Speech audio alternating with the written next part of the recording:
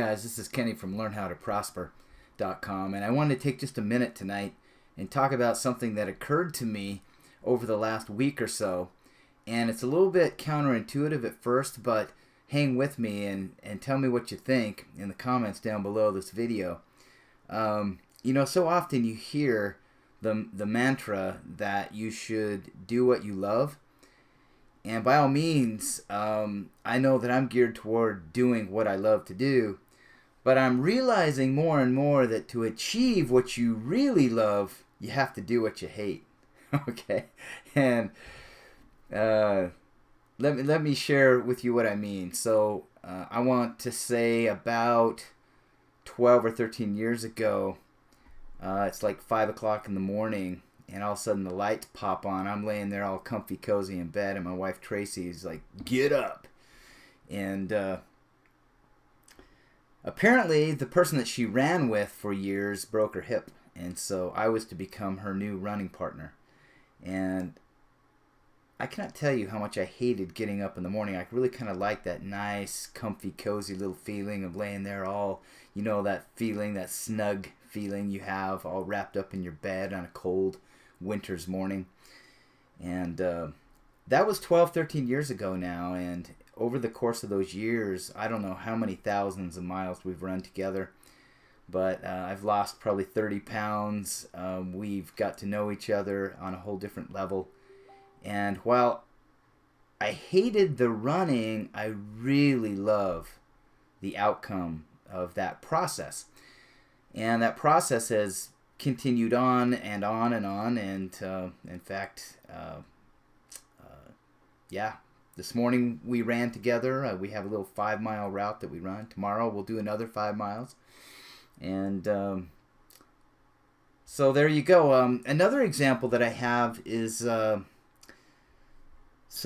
investment in real estate. Now, I love real estate as an investment, and I could talk quite some time about that, but let me just share this piece of it. In order to make real estate work as an investment, you really have to buy at the right level.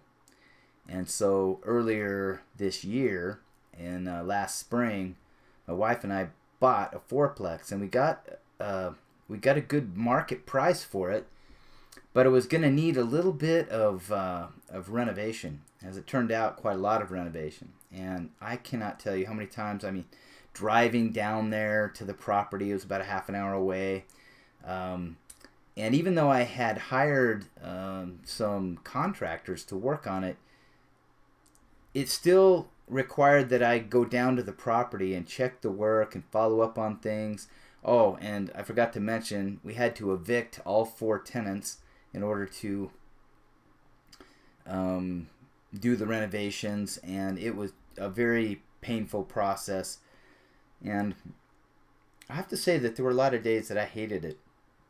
Really, really hated it. Hated driving down there, full day of work, and then working there from like 5:30 until 10:30 or 11, 12 o'clock at night, night after night, day after day.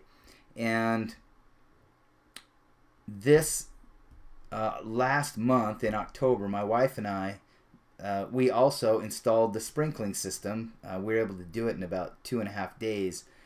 But the person that we had hired dropped out. We wanted to get it in the ground before it got frozen, and we're not spring chickens anymore, so we were both pretty sore from moving dirt. In fact, I could hardly lift my arms at the end of that day. But you know what? Now that it's all said and done, and even as I look back on the process, I love what that has turned out to be for us. It's been a solid investment. It's providing about a 22% return, cash-on-cash return. So yeah, I love what it is now, but I had to do what I hate to get there. And that's true for anything, whether you're building a website or whether you are creating a blog or selling things online.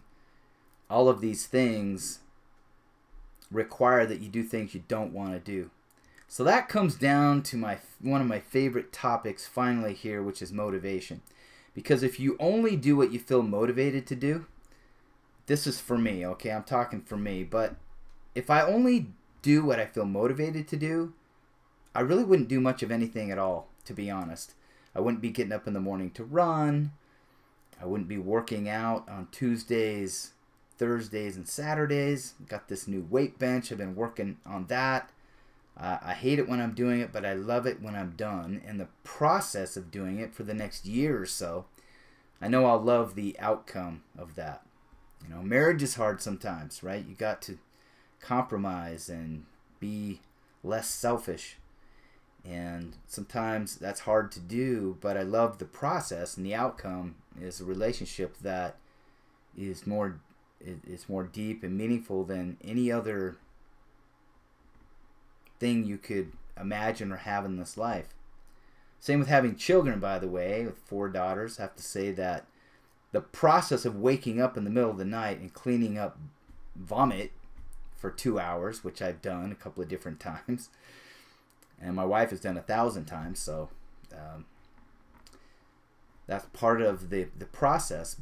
But there's nothing that has brought more satisfaction in this life than that. And so, in fact, what I'll do here on the end of this video, probably include a couple of pictures of my family, so you can kind of see what it's grown up to now. But you know, we're grandparents now, and we've got 4 daughters, and that whole process has made it all worth it. But I had to do a lot of things that I hated. I can't say that I ever really loved changing a diaper, right? But I certainly love the outcome. So with that, I'm going to sign off here, but I want you to consider that if you really want to learn how to prosper and achieve anything meaningful in this life, you pretty much got to learn to do what you hate. And in the process of doing that, you come to love the outcome of that process. And that's where the benefits really start to come home to roost, right? So with that, I'm going to sign off, and you know, I'd love to hear your feedback. And maybe we need to write a new book that says, instead of follow your passion, it might say do what you hate, to finally achieve what you love. With that, I'll sign off. Go make it a great day. I decided to sandwich in a little picture of my family, since I was talking about them a little bit, so you can see Tracy and I there in the middle, 3 daughters on one side, and then on the left side, our married daughter, our son, Michael, son-in-law, and then our little grandson, Shiloh. So there you go. Yeah, 27 years, and lots of diapers to be changed, lots of late night worry, waiting for the girls to come home from dates and get home from work, and few of them have gone to college now, and walking through that whole process with them. But you know what? Hey, do a lot of things that you maybe don't like to gain what matters most. And you know, for me, there's nothing else in the whole world that even comes close to your family. I mean, at the end of the day, give it all up, right? For that, that's what matters most. So anyway, I just want to drop that back in here. And listen, you guys have a great night, and we'll talk to you soon. Bye.